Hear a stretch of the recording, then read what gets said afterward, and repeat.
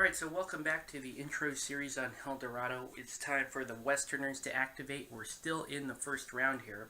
So I'm going to go with the officer this time, Francisco Vargas.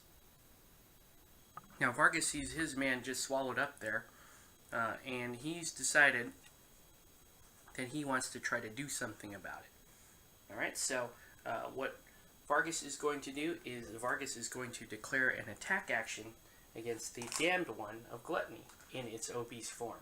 Okay, so with a movement of 4, I'm not even going to measure it. I know I'm within, well within reach of the combat, the model, and we're going to perform this combat.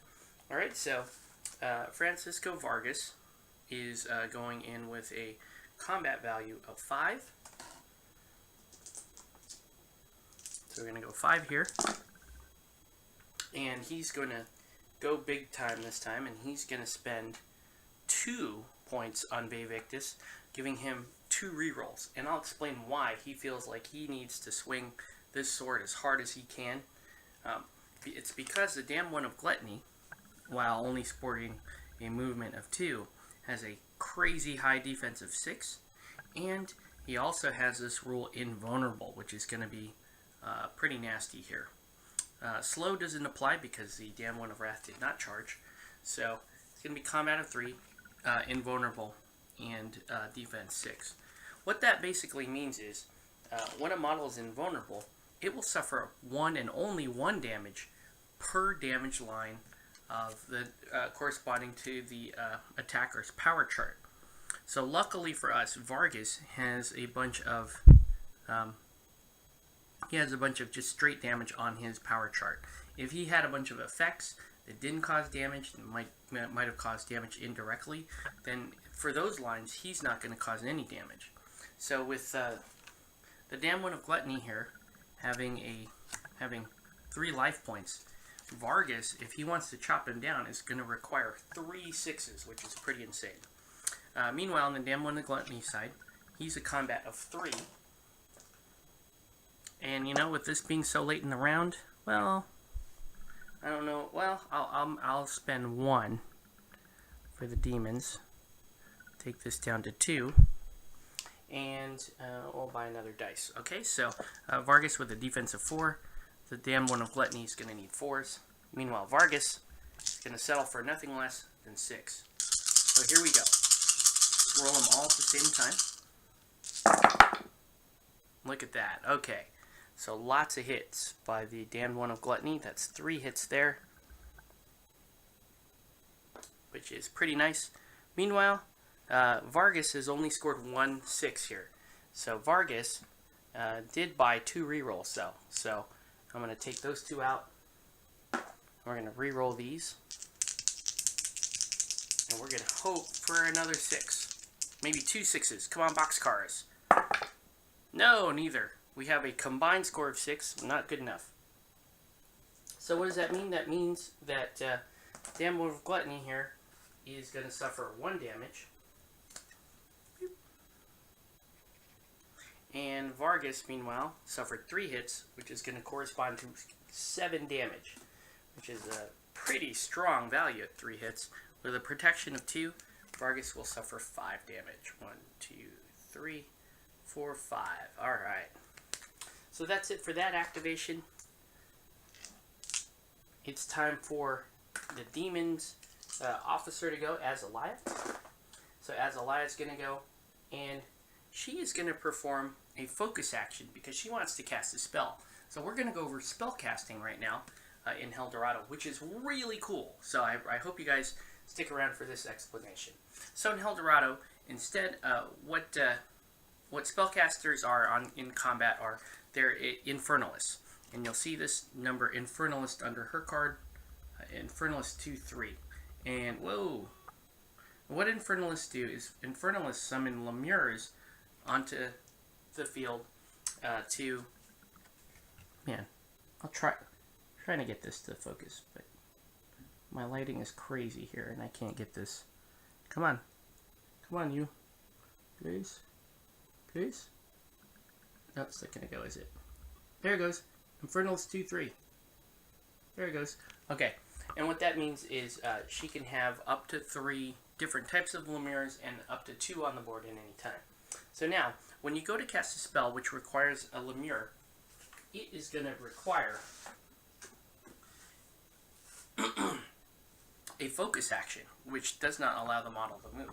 However, Azalea has the expertise rule, which allows her to change that to a concentration action, so she can do a concentration action, which does require, which does allow a normal move, and she can summon her Lemure. So we're going to select what type of spell we want. In this case, we're going to select this Plague of the Believers here. It's a pretty nasty spell. And so we're declaring that as our action. We can move Azalea up to 5 inches, so I'm going to move her here. So she's going to come hang out.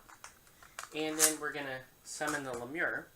And in this case, the Lemure that we're going to summon is Harboring. Now, there is kind of a mini strategy to what Lemure you choose to what spell, because Lemures have different stats. So you may want Lemures that are fast sometimes. You may want some that are more durable in other times. You may want a Lemure that people can't walk away from.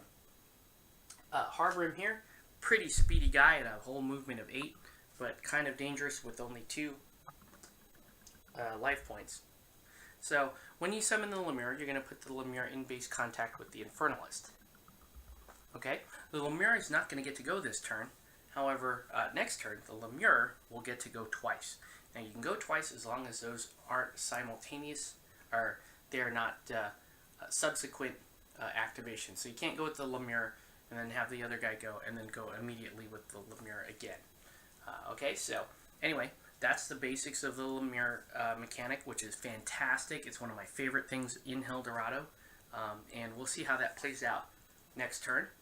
I figured while I've got a few minutes here left, we're going to quickly go through these combats, because on this side the Infernal Horde has not gone, and on this side the Damned One of Wrath has not gone. Alright, so let's get back to Infernal Horde versus Twilight Knight. Real fast. And we're going to generate our dice. Infernal Horde has a combat of 4, trying to hit the Twilight Knight's defense of 4. Twilight Knight has a combat of 5, trying to hit the Infernal Horde's defense of 3. Not going to spend... you know what? I'll spend 1 on the Infernal Horde for this combat. So I can roll 10 dice. 4s and 3s, count them up. Okay, so lots of misses on the Horde. Horde hits once. There's 4 hits from the Twilight Knight. Twilight Knight's going to force the demon to reroll, but he still hits. Alright, so 1 versus 4. Infernal Horde at 1 hit is going to cause 3 damage to the Twilight Knight, who hit back a whopping 4 times. So, 3 damage to Twilight Knight. 1, 2, 3. Who is going to cause 7 damage back to the Infernal Horde.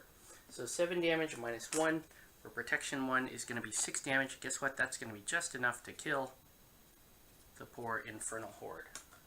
So Infernal Horde out of the game. Bleh.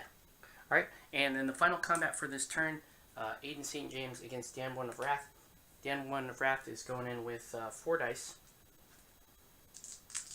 I'll spend the final. Aiden St. James going in with 4 dice, and I'll spend the final there. And it's going to be 4s both ways, so roll them up. Alright, St. James did terrible and missed all 5 times.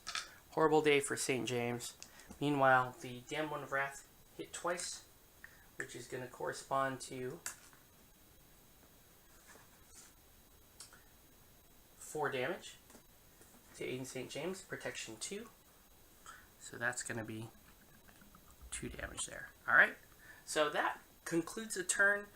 We're going to go over effects in the next video and start up the second turn.